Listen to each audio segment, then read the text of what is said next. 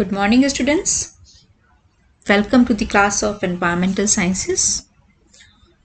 In the series of lectures on environmental laws, today we will discuss the Environment Protection Act 1986. The Environment Protection Act 1986 is an act of the Parliament of India. In the wake of the Bhopal gas tragedy or Bhopal disaster, the Government of India enacted the Environment Protection Act of 1986 under Article 253 of the Constitution. Passed in March 1986, this act came into force on November 19, 1986.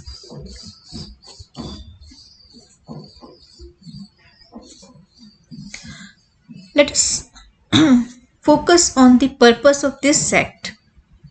The purpose of the act is to implement the decisions of the United Nations Conference on the Human Environment. They relate to the protection and improvement of the human environment and the prevention of hazards to human beings, other living creatures, plants, and property. This act is an umbrella legislation designed to provide a framework for central government coordination of the activities of various central and state authorities established under previous laws, such as the Water Act and the Air Act.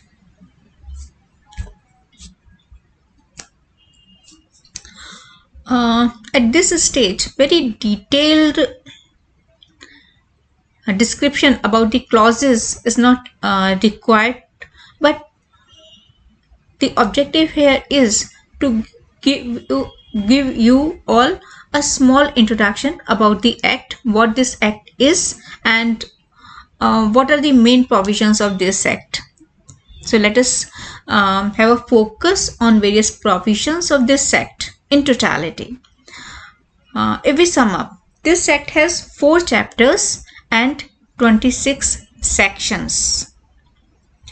Chapter 1 consists of preliminary information such as short title, extent, date of commencement, and definitions.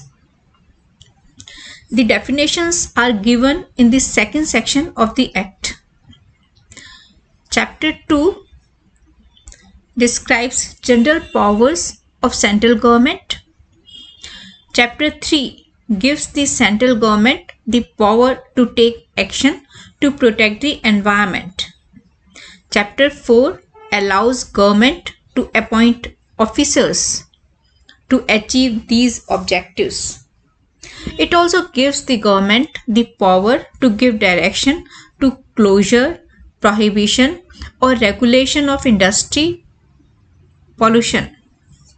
The Act has provisions for penalties for contravention of the provisions of the Act and rules, orders, and directions.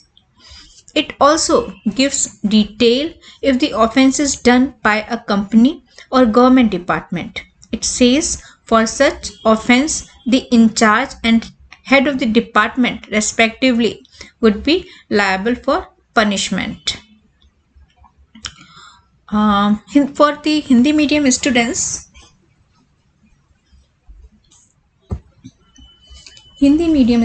के लिए बताना चाहती हूँ कि इस अधिनियम को पर्यावरण संरक्षण अधिनियम 1986 कहा जाता है। यह अधिनियम संपूर्ण भारत में 19 नवंबर 1986 से लागू है। इस अधिनियम को 4 अध्यायों एवं 26 धाराओं में विभाजित किया गया है। प्रथम अध्याय में 2 धाराएं हैं, द्वितीय में 4, तृतीय में 11 तथा चतुर्थ अध्याय में कुल 9 धाराएं हैं। धारा 1 में संक्षिप्त शीर्षक, विस्तार तथा प्रवर्तन दिया गया है। धारा 2 में पर्यावरण से संबंधित विभिन्न शब्दावलियों को परिभाषित किया गया है। धारा 3 पर्यावरण संरक्षण और सुधार के लिए उपाय करने की केंद्रीय सरकार को शक्तियां प्रदान करती है। धारा 4 अधिनियम को सफल क्रियान्वित करने के लिए केंद्रीय सरकार को अधिकारियों की नियुक्ति और उनकी शक्तियां तथा कृत्य निर्धारण की शक्तियां प्रदान करती है। धारा 5 में निर्देश देने की शक्तियां हैं। धारा 6 केंद्रीय सरकार को पर्यावरण प्रदूषण को विनियमित करने के लिए नियम निर्धारण करने की शक्ति प्रदान करती है। धारा 7 के अनुसार उद्योग, प्रक्रिया आदि चलाने वाले व्यक्तियों को मानक से अधिक मात्रा में पर्यावरणीय प्रदूषण के उत्सर्जन अथवा निस्तारण की अनुज्ञा नहीं देती।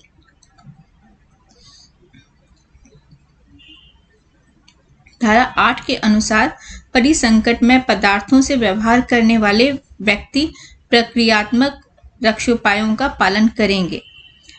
धारा 9 कतिपय मामलों में प्राधिकारियों और अभिकरणों को सूचनाएं देने का निर्णय करती है। धारा 10 प्रवेश, तलाशी एवं निरीक्षण के बारे में प्रावधान करती है। धारा 11 नमूना लेने तथा उसका विश्लेषण कराए जाने के बारे में प्रावधान करती है।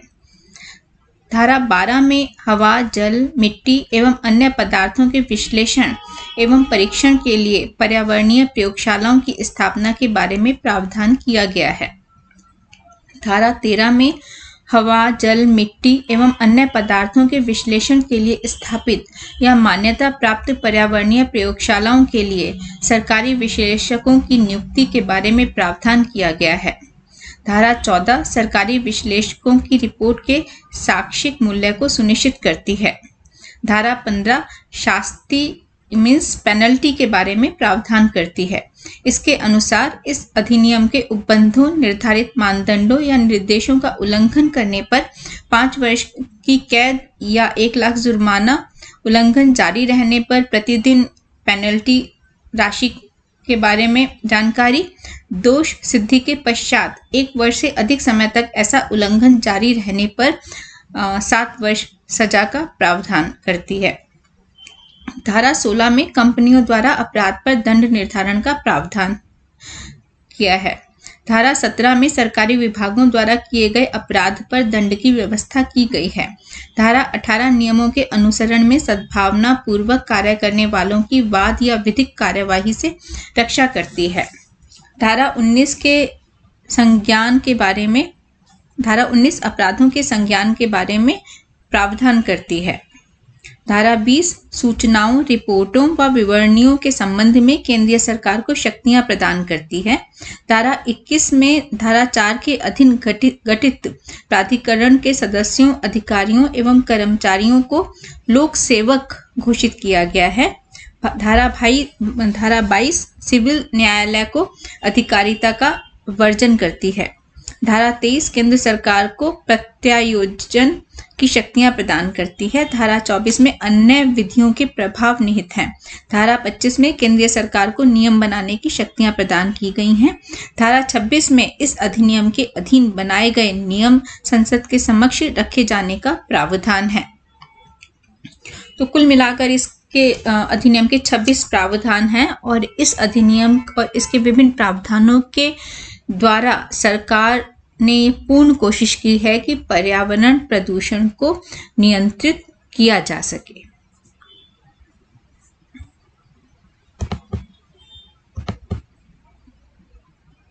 Thank you.